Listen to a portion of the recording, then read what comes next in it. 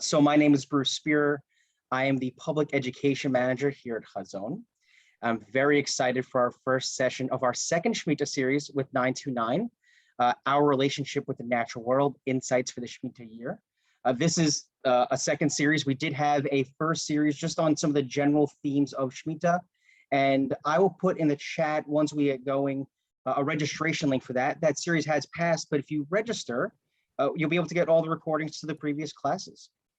You'll notice on the bottom of your screen that there is some auto transcription happening. If you like that, great, leave it. If you are not a fan, if you go to the menu bar on the bottom and you click CC, you'll have the option to turn off auto transcription. I'll be running some of the tech aspects of our event today. So if you have any issues, you can message me directly through the chat function. And you can, and if there's any background noise, I'll go ahead and just mute people. So if you get muted, don't worry about it. You can just unmute again later when you're ready to talk. There will be, if there are texts, I will send them out after every event. And there's a link that goes out with all the reminder emails. And then the video recording will be posted about a day or two later. I think that's everything on the tech side. So just to give a little framing about what we want to work on this series. So one of Chazon's main goals is to point the Jewish tradition towards the world for us to learn what it has to say about modern life and all the challenges we face, and more specifically about environmental issues, the climate crisis, and all the complexities related to it. The Jewish tradition is a way for us to inspire people, communities, and institutions to create a healthier and more sustainable world. And this is one of the reasons we've become increasingly more and more interested in Shmita over the last 14 years. And if you're not aware of it, the next Shmita year is coming up this Rosh Hashanah. So as I mentioned, we just finished a 3-part series with 929, just introducing Shmita in its general aspects. And one of the things that we learned that a significant aspect of Shmita is the commandment to let agricultural lands lie fallow and allow anyone to glean from it who needs, human or non-human. And that really opens us up to think about, what does Shmita have to share with us about our relationship with the natural world and ultimately all of these environmental crises, and where's our modern life going in relationship to the non-human world. So I'm hoping that as a result of you joining us during this series, as we talk about these links between Shmita and Jewish tradition, the natural world, you become a kind of ambassador for Shmita and all these really fascinating questions and ideas that it raises about our modern life. So today, teaching our first session will be Dr. Jeremy Benstein. He's the managing editor of 929 English. He is also the, one of the founders of the Heschel Center for Sustainability, and is the author of a new book about Hebrew language, Hebrew Roots, Jewish Routes, a Tribal Language in the Global World. And I will pass it over to Dr. Jeremy Benstein. Hi everyone. Good evening or good morning or good afternoon. We're in a bunch of different time.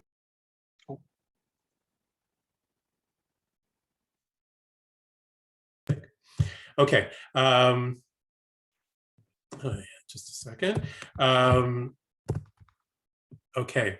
As opposed to the previous series, which some of you were participated in, which focused more specifically on the idea of Shmita and different explorations and different constructions of it. This series is actually a little bit broader, looking at general Jewish attitudes towards the natural world, or the interrelationship between Jewish values, Jewish sources, and issues that come up from relating to the environment.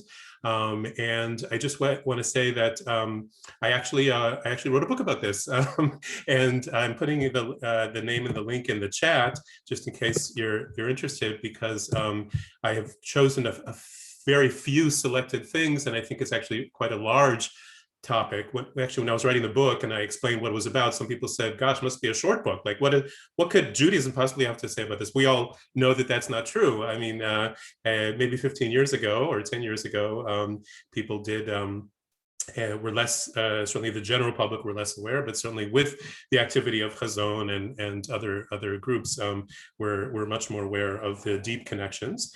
In order to begin exploring this, I want to begin with a little text. And to be honest, I hope it makes you a little annoyed, maybe. Okay.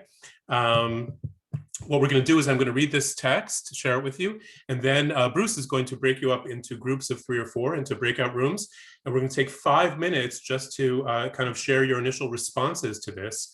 How does it make you feel? To what extent do you think it's true or not true? What is it missing? What does it capture, etc. And so I'm saying this specifically for all those of you who don't have your cameras on or on mute. If you're expecting just an hour-long frontal lecture, so at least for the first part, we'll have a little bit of participatory conversation. So be prepared for that. Okay. So begins like this. This is actually an academic article that was published, I'll say at the end, but let me, it's by a Jewish philosopher in the United States. He wrote, "In my philosophy department, the graduate students organize an annual picnic. And for some time past, the quasi-formal invitations have explicitly excluded me on the grounds that I am known to be at odds with nature." Okay, that's going to be sort of the theme. It's kind of funny that he puts this in the context of a picnic. I'm not sure what kind of tree hugger you need to be to go out and have a sandwich on the lawn, but okay, he's not invited to the picnic because he is at odds with nature. And he acknowledges this. He says, "So I am. My dislike of nature goes deep. Non-human nature, mountain ranges, wildernesses, tundra, even beautiful but unsettled landscapes strike me as opponents, which, as the Bible commands in Genesis chapter 1, I am to fill them up and to conquer." Okay. "I really do not like the world, and I think it foolish to tell me that I had better like the world." Okay. Now, as he writes, one explanation of my attitude is historical. My paternal family lived in Frankfurt on the Main, where I was born, since before 1500. We have been urban for well over half a millennium. Okay. Now, I'm sure some of you live in cities and it doesn't stop you from loving nature, but okay. He says that might be part of it, but actually that's not the point he wants to raise. He's saying it's something more. Here I want to analyze whether this is only an idiosyncratic or mainly historical attitude, right? Is it just him, or is it because of particular circumstances, or whether, more important, even philosophical, what I might call essential factors are significantly involved. Might it be that Judaism and nature are at odds? Richard Popkin, another philosopher, once put this quote unquote Zen problem to me. Who was the last famous Jewish mountain climber? Indeed, most Jews in remembered history are unnatural persons. Okay, so that is Professor Stephen Schwarzschild, formerly of Washington University, I believe, in an article entitled The Unnatural Jew, which was published actually in Environmental Ethics. So we don't need the text. I'm not going to ask you to analyze the text. Let me stop sharing here and see you guys again. I want to ask you that question. What do you make of his claim that there's a certain inherent alienation between Jews, the Jewish people, and nature, or the natural world? So Bruce, I leave this over to you now. You're now going to be in small groups of 3 or 4. Take 5 minutes just to air your initial responses, okay? And then we're going to come back and share those. And welcome back. I know that was very short, but I really just want to take a few minutes to hear some highlights. Don't have to do this in any particular order, but I'm curious. Let me actually structure it this differently. How many of you think that he's got a point, that he certainly captured something realistic about Jewish tradition? Nobody. A lot of shaking heads. Okay. I didn't understand the question. The question just now? Yeah. I'm saying he claims that there is an alienation between Jews, Judaism, and the natural world. And I'm wanting to know if you think that there's something to that. Oh, thank you. Okay. Because I actually do. I actually think that, well, let's go on. Let's hear the reasons why he doesn't. A few highlights. What's wrong with that claim? So you could either unmute and just answer or raise your hand in the participants area and we'll call on you. We're kind of informal here. Yeah. Maurice, just make sure you unmute. And if it's not your name, you can change the name so we know to call on you. Yeah, actually, I'm Toby, but you know, my Yeah. husband's the account holder. So, I feel that there's so much about. I mean, aside from creation, leaving creation aside, there's so much in the Bible that's connected with the land. And you know, working the land and the produce of the land and care for the land, and Shmita is about the land. You know, that the land, it's like the land has a personality. The land has a that's Okay. not quite the word. So the first big claim is, how can he say that? Just open up the Bible to the creation stories and to Psalms and to all the agricultural laws that govern an agrarian society. Clearly, the Israelites in biblical times lived in very close relationship to nature, just like almost anybody 2,000 years ago. They didn't have a choice. And there was certainly a lot of appreciation. So we got the Bible in there. What else? Other claims? Even in war, you're not supposed to destroy the enemy's trees. Okay, so there are rules, halachot, that govern our relationship with nature, and there are definitely great examples like Baal Tashchit, what you mentioned just now, not to unnecessarily destroy almost anything in nature, really, that say that, wait a minute, there is an appreciation or at least understanding of our dependency on nature as a source, as our you know, our collective home, our source of food and livelihood and everything else. So it's not as if Jewish law ignores those questions, the opposite. And Anything didn't Shlomo, wasn't he known for being able to understand the language of the trees and the language of the animals? So there's some great stories, depending how you want to take them. But yeah, examples of the Shlomo HaChacham Be'adam, the man who was meant to be the wisest of all time, and part of wisdom was being able to talk to the trees, talk to the animals, interact with nature, understand nature, however we want to understand that. So that is seen as a part of wisdom, absolutely. If we believe that there is nothing but God, God is nature.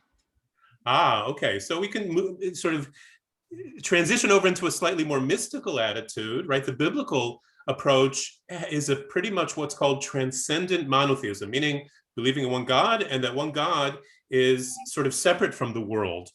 God is out there and creates the world. According to the Bible, we don't really have much indication that God is in the world or inherent in nature. That is in Jewish tradition, because Jewish tradition is far greater than the Bible. That comes into some of the mystical traditions, that there is in fact the phrase leit atar panui mine, there's no place that's actually free of God.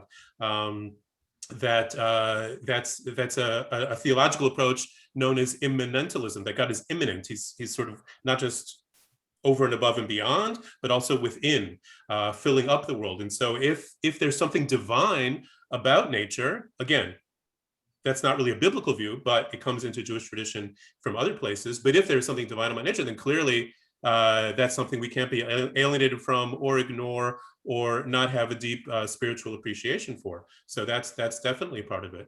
Absolutely. Last comments on this. We could spend a whole semester on it.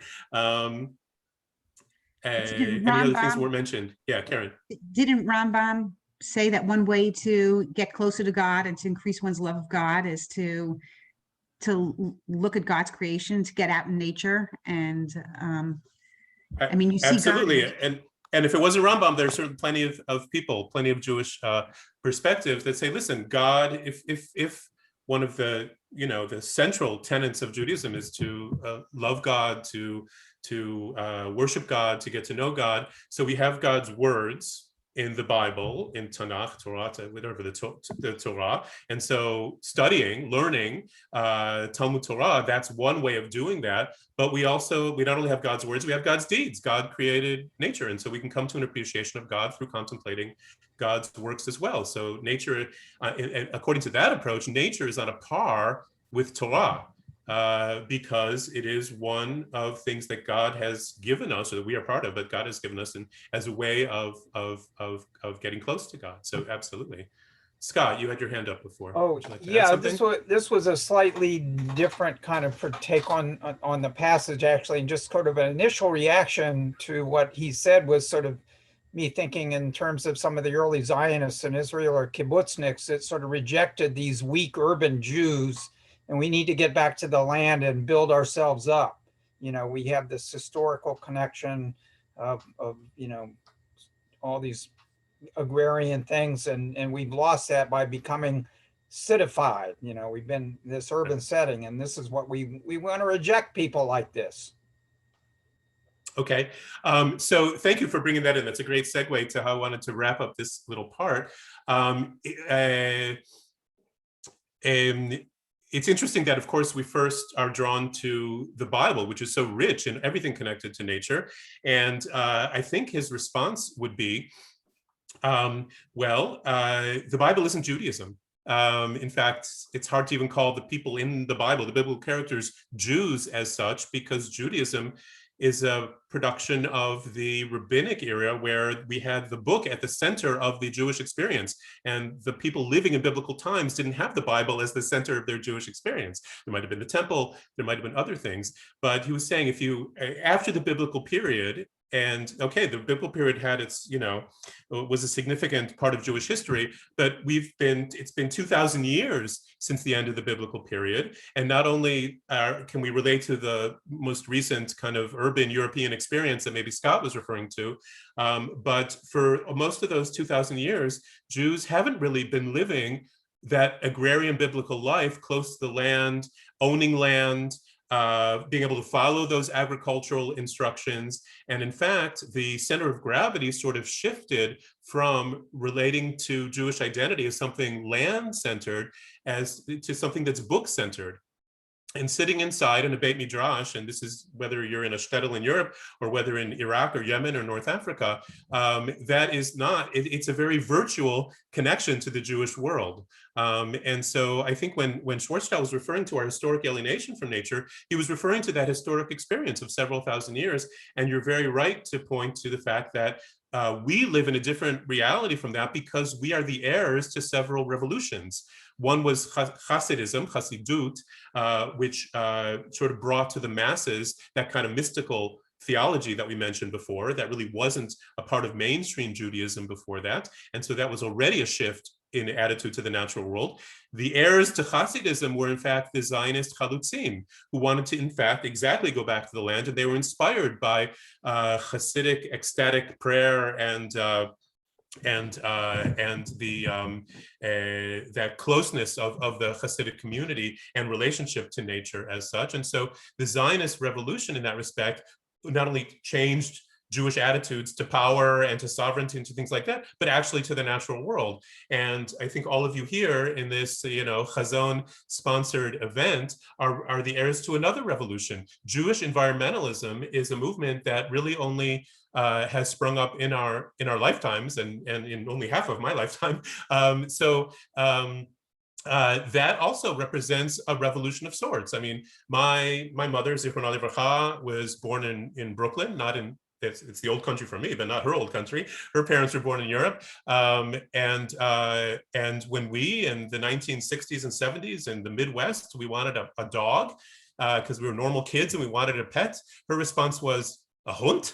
You want to bring an animal into the house? Like, her attitude towards the natural world, kind of like, I think she actually didn't mind picnics so much, but she had this thing like the natural world included all kinds of problematic things like dangerous wild animals, as well as unpopulated tundra and things that he pointed out. So all I'm saying is that I think that if we're trying to kind of figure out our relationship as Jews to questions that arise from our interaction with the natural world, it behooves us to confront directly the fact that, you know, Torah is a, you know, I mean, the whole Jewish tradition is not unambiguously green and pro-environmental. There are all kinds of different voices and different strands. And so it's, I think it's very important to acknowledge all those. I want to go back to my presentation. And I don't want that to be the end of our audience participation, but I don't have breakout groups planned again. So I definitely want to encourage you to stop me and unmute yourself and ask questions, et cetera, et cetera. So first I want to start with where he left off, because he mentioned a verse from the Tanakh, okay? He mentioned this verse right here, which is Genesis chapter 1, the first creation story. And there's a lot of text in my presentation, and I'm actually just gonna talk about a little one on each slide. So I hope that isn't frustrating. I hope that just, invites you, whets the appetite for learning more and stuff. But I just wanna point out here that his quote is accurate. It says here, God said, let us make Adam in our image after our likeness, and they shall rule the fish of the sea, et cetera, et cetera. So God created the Adam in God's image, male and female created them together, according to this story at least. And God blessed them and said, be fruitful and multiply and fill up the earth and conquer it and have dominion over the fish of the sea and over the fowl of the air. Now, that isn't necessarily alienation over the natural world. I mean, it's talking about having a kingdom and being part of the kingdom. But if we're looking for environmental values of things like stewardship or some kind of biocentric sensitivity, then we don't really find it here in Genesis chapter 1. It doesn't talk about responsibility, although one could almost assume that there is some kind of responsibility implied in having dominion over something, right? If a king has dominion over his dominion, or a queen over their kingdom, then they certainly have a responsibility to their subjects. But it's a pretty hierarchical characterization of the relationship. And I just want to add one little thing about this text, which I think is really fascinating, and then I'm going to move on to sort of the other side of the coin here.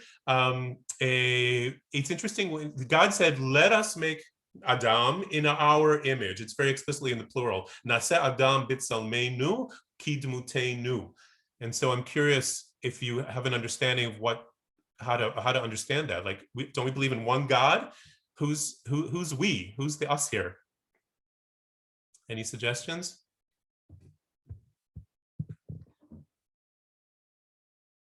Okay, I mean, there have been various characterizations. Some say it's kind of a relic of a more pagan language. Some people say, well, it's the royal we, even though that doesn't really exist in that. I mean, that's good for Queen Elizabeth, but not for God. The most interesting, and I think most germane comment, at least to our session today, is from the Radak, Rabbi David Kimchi, who quotes his father, who says, well, if you just take the context here, who's God talking to, right? And we also don't really have angels so much in the Tanakh. That's another possibility. But God is talking to the rest of creation, right? Remember, this is the sixth day. We're going to come back to that. This is the sixth day. It's the end of creation, and everything's already out there. So when God says, hey, everybody, let's make Adam in our image, he's saying, well, we always think about that image, Tselem Elohim or Dmut, as referring to the divine image. But in fact, we are as much a part of physical creation as we are a spiritual being. And so we are also in the image of the world, a sort of microcosmos of the rest of creation. And so even from this particular chapter, we can see a little bit of an embeddedness in that natural world. But before I go on to the other creation story, I just want to say this isn't an isolated text. Okay, we can look at these voices, not just as like, oh, it says there's one verse in Genesis that says this and something else there. Well, this is a whole theme. And just to exemplify another text that sort of speaks in the same spirit. So here is Psalm number 8. Okay, at least verses 5 through 8 of Psalm number 8. And I'll read the English here. It says, when I behold your heavens, the work of your fingers, the moon and the stars that you set in place. So already an appreciation of creation, et cetera, et cetera. And in fact, all that grand cosmos gives us a sense of humility. What is man that you have been mindful of him, and mortal man that you take note of him? Okay, and just as an aside, I'll stop here. You can follow up that theme of feeling tiny in respect to creation through the book of Job, for instance. The end of the book of Job is God answering Job out of the whirlwind and saying, where were you when I created the earth and laid the foundations and everything else? In other words, how can you begin to try to understand the workings of the universe, including, when bad things happen to good people and suffering and things like that? And so in the first half of this text here, it does imply very different. And on the one hand, it's very different from Genesis chapter 1, because it says, well, how can we have dominion over this natural world when the creation is so vast and we are so tiny? But the text continues and says, what is man that you have been mindful of? That you have made him little less than divine. You have made us, people, little less than divine, than the angels, and adorned us with glory and majesty. You have made us master over your handiwork, and laying the world at our feet, sheep and oxen, all of them, wild beasts, the birds of the heavens, the fish of the sea, whatever travels the paths of the sea. So on the one hand, we're pretty puny compared to God and the cosmos. On the other hand, in our little bailiwick here, which is to say the world, the physical world, we still do have a privileged position. So that's why I chose this as a text that kind of reinforces Genesis chapter 1.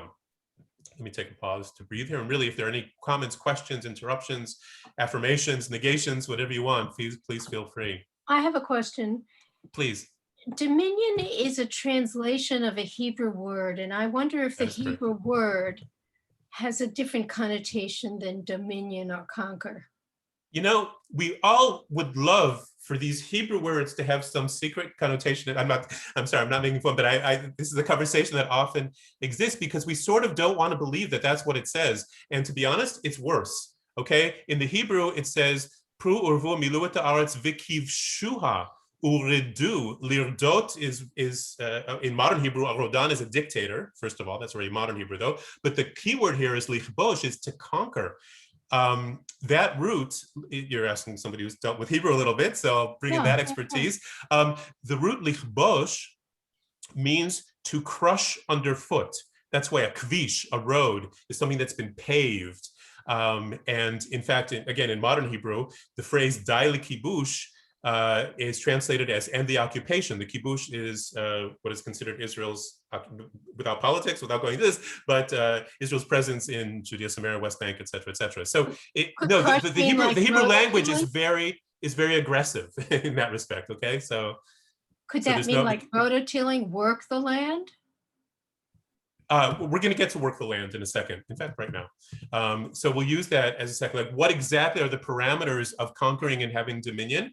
Not entirely clear from that particular text. However, it is completely, here's the text again, but it is completely followed, same book, the next chapter, really a few verses later, if you've never studied this. And it's a great text study to compare the story that's related in chapter 1 to the story that's related in chapter 2. I'm not going to do the entire lengthy comparison, but there are a lot of different things that can be compared, including like the role of God or the behavior of God, et cetera, et cetera. But here we see in Genesis chapter 2, verse 15, Lord God took the Adam and put Adam into the Garden of Eden. And the Hebrew phrase is le'ovda u'lishomra, okay, le'ovda u'lishomra, which is translated in various ways, to dress it and to keep it, okay?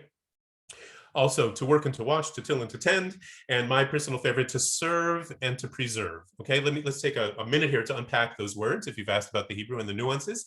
So le'ovda, avodah, both of the words are actually sort of like ulpan aleph, kind of very basic Hebrew vocabulary. La'avod is to work.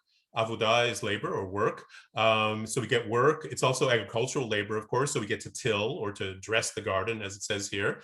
But we also talk about avodat Hashem, meaning we don't work God, we serve God. And so there is an idea of service implicit in the term for work here. I'll come back to that in a second, because let's look at the shomra. A shomer is a guard. So lishomra is to guard it.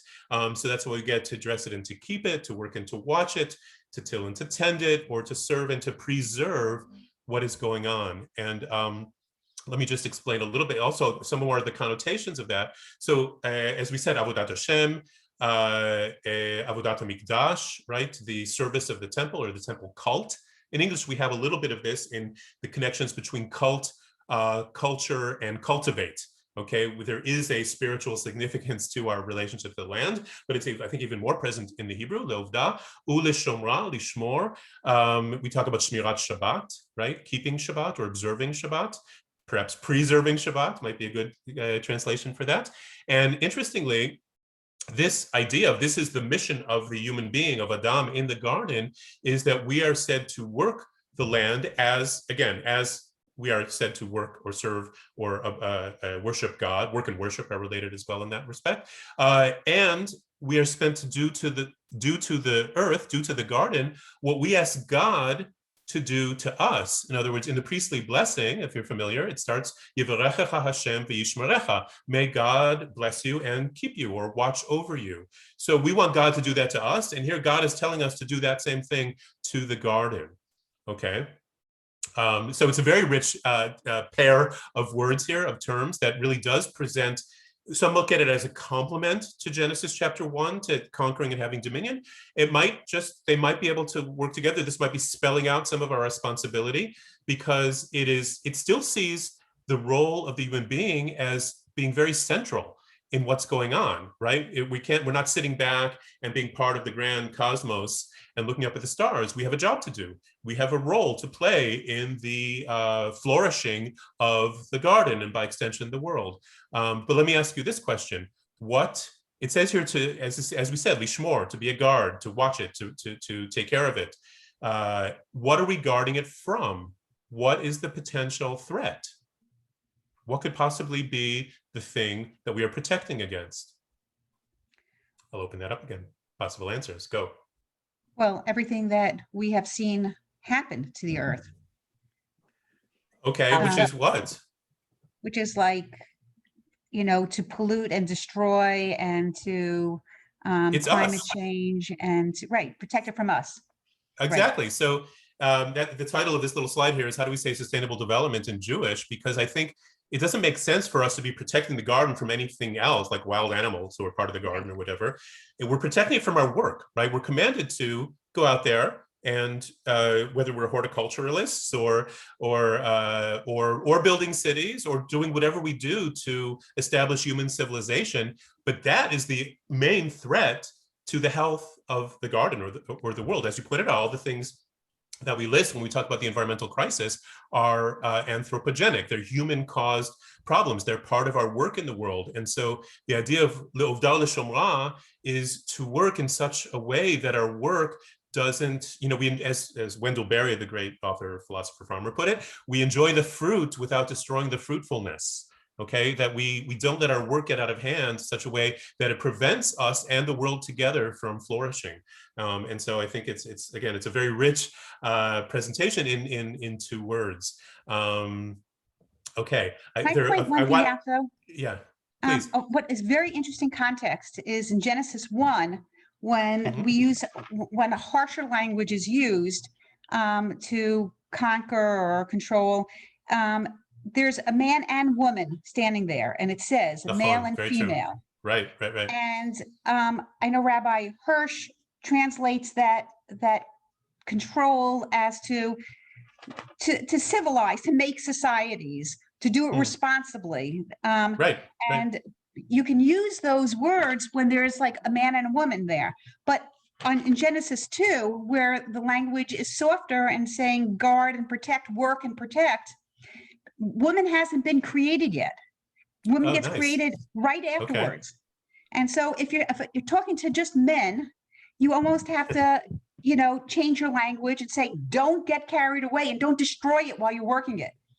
But if you have a man and woman there, you can sort of say that and know that the woman is going to say, he didn't mean that, or, that's not what was meant. I just want to put that context of gender in there. That's great. That is a great diuk, as we say, like a really great insight about the difference of the context. I've never heard that before, and I wholly adopt it enthusiastically. So speaking of man and woman, this is, if you didn't know what the Garden of Eden looked like, this is at least one pictorialization. And so what I want to focus on for the rest of the time are actually 2 midrashim, which is to say kind of later rabbinical commentary about how we see ourselves in the natural world. And so the first midrash is actually 4 little sub midrashim that are answers to this question. Okay, the rabbis taught that Adam was created on the eve of the Sabbath, right? Friday afternoon. For those of you who heard my first talk 4 weeks ago, I did speak about this a little bit, but I'm giving you the whole picture now. right? If you remember that first creation story, it's day by day. There was evening, there was morning, et cetera, et cetera. So 6 days of creation, and then the human race, was the last created thing there on Friday afternoon. And so what the rabbis are asking is, why? What can we learn from the fact that this was how the text structures the narrative? Okay, what can we learn from the order of creation? Okay, and there are 4 answers. First answer, okay, and that was a picture of Garden Eden. This is a picture of God, at least according to William Blake. He said, so that the heretics would not be able to claim that God had a partner in the act of creation. Okay, how do you understand that? What is this answer referring to? Is it connecting us back to the we, to the let us make humanity? Okay. So yeah, I mean, if we are created in the divine image and we have these divine capabilities, I mean, we have, whether it be the rational mind or the creative mind or the soul or whatever those intellectual, spiritual capabilities are, if we had been created on days 1, 2, 3, or 4, say, we would have been around there and we would have been able to say that, oh yes, we helped create the world because we are godlike in that way. And the fact that the story tells us that we were not there for all those other parts of creation is that we didn't take part in creating the world. It's not our doing. We are not, as much as we like to see ourselves as creators in our little context, we didn't create. We don't know how it's put together. We weren't there at the beginning. And so it implies some kind of a message of care, of watching out, because we didn't build this thing, and of course it also emphasizes, of course, the singularity of God in that respect. So what's interesting is that the first answer they give of this question on Genesis chapter 1, the chapter of conquest and dominion, is a message of human humility. Okay, that we might have been charged by God to do things, but we are not God and we didn't create the world. Answer number 2. Okay, so another answer is so that the human being could enter into a mitzvah immediately.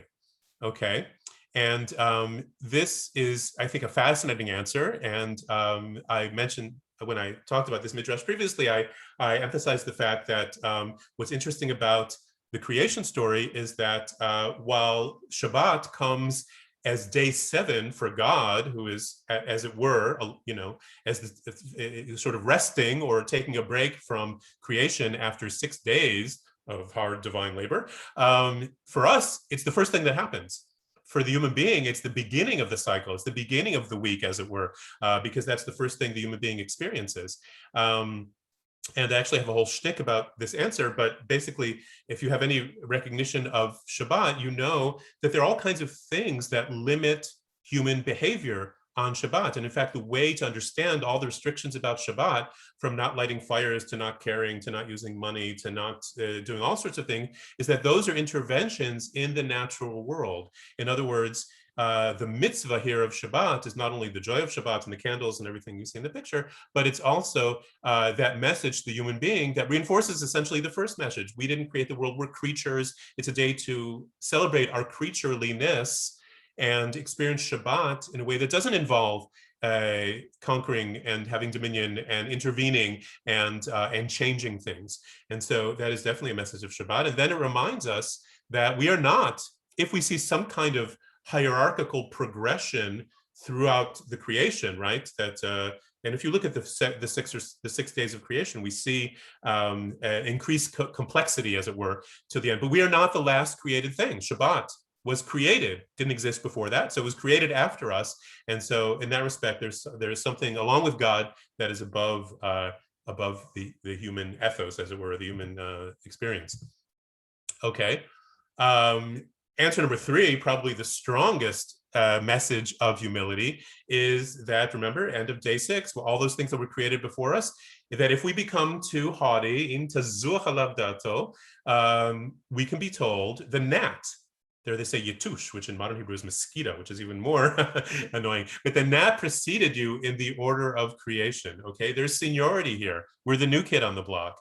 And that's certainly true if we think of 6 days of creation, but it's even more true if you think about 13.5 billion years of the existing cosmos and how short a time we have been here. And I can go into that, but the numbers are kind of astounding about how little time we've been around and how much we've actually accomplished, both for good and for the examples that you said before in destructive terms. But again, have a little humility. We're not, there's been a lot of life around here before us. Okay, so those are 3 answers that emphasize, that reinforce human humility. And here is the 4th and last answer, which might be a different story, but I want to hear how you understand it. Okay, and so the answer is, why the last thing? So that the human being could enter into a banquet immediately. Okay, not a mitzvah immediately, like Shabbat answer, but enter into a banquet immediately.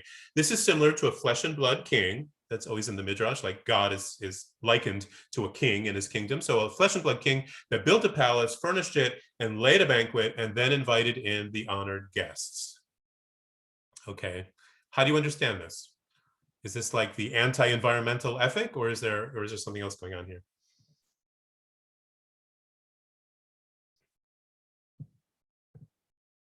Anybody? Well, I guess it could be on the one hand saying, well, is the whole world created for humanity? Although by saying that we're the guests, maybe there's a subversion of that here. Okay, interesting. So I think you definitely caught both sides of that. So on the one hand, it sounds like it's saying, well, everything is created explicitly for us. On the other hand, first of all, there are definitely texts and passages that say exactly the opposite.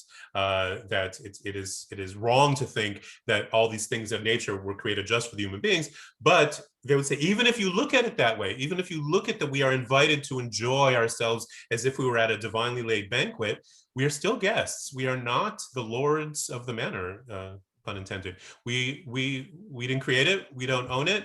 We're guests. And when you think about that, like what the ethic of the guest is, first of all, as guests, can we rightly prevent other guests from their rightful place at the table? Apropos underdeveloped countries, global north, global south, poverty, social gap, et cetera, et cetera. How do we feel about killing off all the house pets? Apropos species extinction and biodiversity, or I don't know, chopping up the furniture of the palace for kindling, if we think about deforestation. I mean, there are a lot of ways to take even this, which is, as it were, the most kind of anthropocentric, hierarchical, everything is for us, and to say, wait a minute, this still devolves upon us this massive responsibility of what does it mean to be a guest at the divine table for our experience. Okay, so I love this midrash. I think it's one of my favorite Talmudic texts because of the 4 different answers and because of the way they interrelate about creating an environmental ethic. I want to share with you a different midrash, which on some level presents a very different perspective. Okay, it's not about nature and creation so much as it is about what we call the commons, right? All the things that are held in common, and that can be anything from the atmosphere to the ocean to the park in the city to the sidewalk outside your house, all those things that aren't strictly private property. And when you think about it, much of the world is indeed that, and that's a whole topic in and of itself. But let's just look at this midrash. It's pretty well known, actually. So once there was a man who was removing stones from his field to the public thoroughfare, when a passerby said to him, okay, wait a minute, hold on, let's set the context here. You get a picture of people removing stones from a field, right? Getting ready to to work that field, right? If you want to plow, if you want to grow things, you have to kind of get rid of the extraneous rocks. And so to do this, this farmer was taking the stones from the field and throwing them over the fence into a kind of the street or the sidewalk or the public thoroughfare. And somebody walking by saw this person doing this exactly. And he said, hey, you foolish man, why are you removing the stones from property that isn't yours to that which is? Okay, so of course the farmer laughed at the passerby because what do you mean? I'm in my field, this is mine, I bought it or I inherited it, and I'm throwing the stones over the fence. That's not mine over there. That's why I'm throwing it there, because I have no use for it, and that won't bother me in my field. Okay, but this passerby said, wait, you're taking the stones from property which isn't yours until that to that which is. So what happened? Later, when the man was forced to sell his field, he was walking along the thoroughfare and he tripped over his old stones. And the light bulb goes off and he says, aha, that man spoke well about removing the stones from property that was not immutably mine to that which is. Okay. meaning all the property that we consider our own property, by which we define ourselves, the house, if we own it, or our clothes, or our anything, all the things that are private property, that's all so temporary. We received it, it might go away, we might sell it, it might get broken, and we have to replace it, all these things. The thing that's really truly ours is that those aspects of our existence that are never bought and sold, or shouldn't be bought and sold. One of the problems of the commons is that it's being privatized and indeed turned into profit-generating private property. But for the purpose of this example, take the atmosphere, for instance, which so far we haven't figured out how to privatize. That's all of ours. We have a responsibility that devolves on us. And here I'm saying it's a little bit different. It's very different from the conclusion of the previous midrash, which said, hey, minute, nothing is ours, we're all guests, right? We're not the lord of the manor. And here it's saying, wait a minute, there's another way of constructing this, which is to say we should actually see ourselves as having the responsibility of ownership over these things that we have previously seen as what we call in Hebrew hefker, as ownerless, as they don't belong to anybody. So of course we can trash them, right? And this approach says, wait a minute, if we understand that we derive benefit from these things that we don't own, that we should take care of the world the same way we take care of our own house and our own property, where we, ideally, plant the garden, mow the lawn, wash the floors, etc. It's ours. We feel that deep connection to it. And what we need to engender is feeling that deep connection and responsibility that comes from feeling a sense of that this really belongs to me and I belong to it. Okay. So to sum up, and a couple minutes for additional comments or questions, I think that when we talk about the big picture of sort of Jewish values and dealing with, but not only the natural world, but the environmental crisis and how we need to think about our values, I have 6 little takeaways here. So first of all, and some of them are specifically Jewish, and some of them are actually true of almost any spiritual or religious tradition. But since this one is ours, then this is how we're going to express them. So Jewish tradition deals with eternity, right? We think we think about the long term, and that's especially true when you compare it to, say, politicians who have to get elected every 2 or 4 years, or in Israel 5 times in a year. But when you have to think about terms of office, then it's hard to invest in a project that is going to benefit our children or grandchildren, things that only show their value in 10 or 20 or 50 years, right? And so that's a difficulty in the political world and in the business world as well. When you have to show profits in a quarterly or a yearly report, it's also sometimes difficult to really invest for things for the long term. And so a spiritual, religious, in this case, Jewish voice to bring to the table is, wait a minute, we need to think about our children and our grandchildren. And when it comes to what we're doing to the natural world, even though we think we're doing essential things to feed ourselves and our children, it's not a very good deal to rob our grandchildren to feed our children. Okay, so there's that chaye netzach, what I call thinking about eternity. And then there's chaye ruach, right? Jewish values emphasize spiritual fulfillment over material goods. And I have a whole separate session about consumerism and Jewish attitudes, Jewish critique of contemporary consumer culture.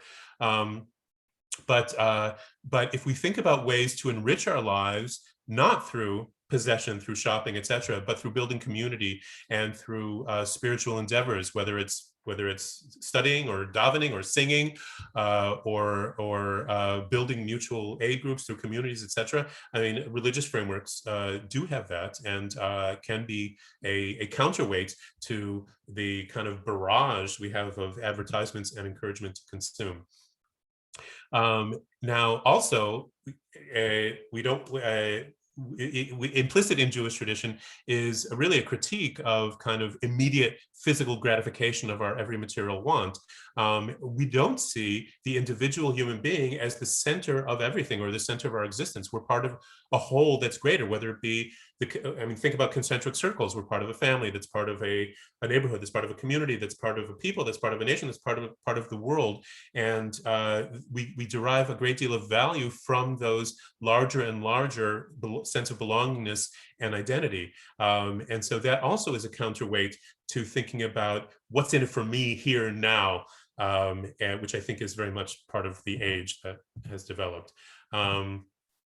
And from all these together comes a sense of responsibility. Whether you look at ourselves as guests or as owners, we do have a responsibility there. And so this, one of the central phrases, of course, of Tikkun Olam, often that's interpreted as social responsibility, right? Social justice, etc.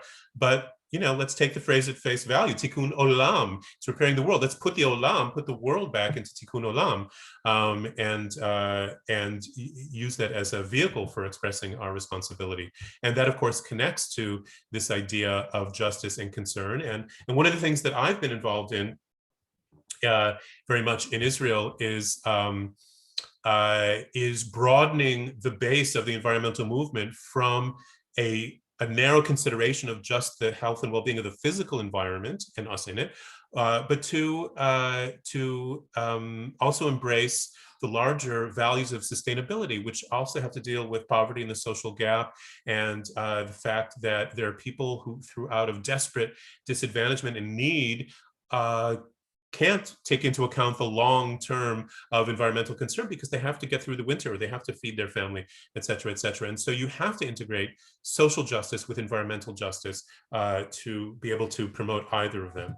Okay, and finally, when we talk about our relationship to the natural world, it's not just to talk about creation or how we relate to mountains and trees and flowers, or the things that Schwarzschild might have been responding to. When we look at central Jewish values of humility and of sufficiency, right? Enoughness, having enough, of restraint, of gratitude, hakarat tov, of creatureliness, and of reverence, then that alone, without even talking about ecology, will inform an environmental ethic.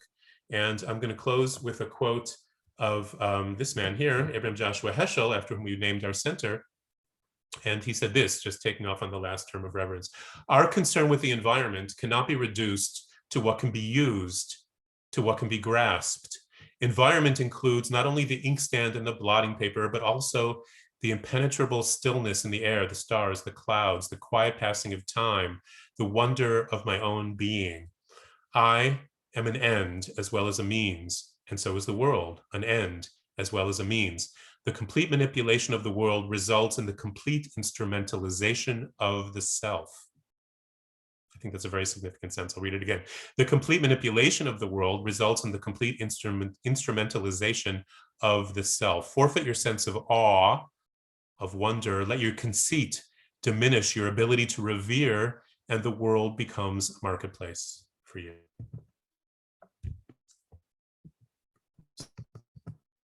So, thank you. I hope that helped contribute to our thoughts on our relationship to the natural world from a bunch of different directions. If anybody has any closing comments, words of or questions or appreciation or anything else, I'd be happy to hear. Thank you, Dr. Benstein. We'll actually have to close. If people want to put some final reflections in the chat, we do like to start on time and end on time. So we'll close here today, and maybe we can even open up next session with just some additional reflections on what we took away from this session. But thank you, and we'll be back here next week with a follow-up class with Shira Hecht Kohler, who is on with us today at 12 p.m. Eastern Time in America. And I will then send over. Thank you, Dr. Benstein. And I will then send over a recording fairly soon. So thank you, everyone. Have a great day.